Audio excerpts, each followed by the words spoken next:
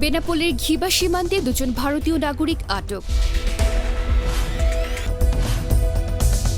যশোরের বেনাপোল পোর্ট থানাধীন ঘিবা গ্রাম থেকে অবৈধ অনুপ্রবেশের দায়ে দুজন ভারতীয় নাগরিক আটক করে বিজিবি। ৩০ সেপ্টেম্বর বিকেলে সংবাদ সম্মেলনের মাধ্যমে তথ্য জানায় বিজিবি।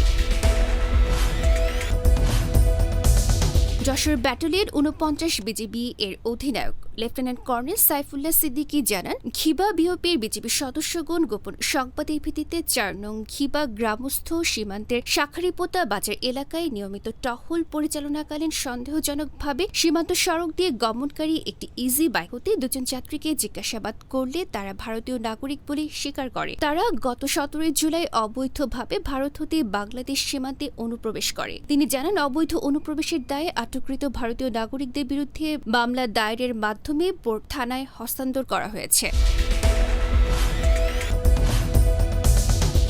ডেস্ক রিপোর্ট, গণমানুষের আওয়াজ।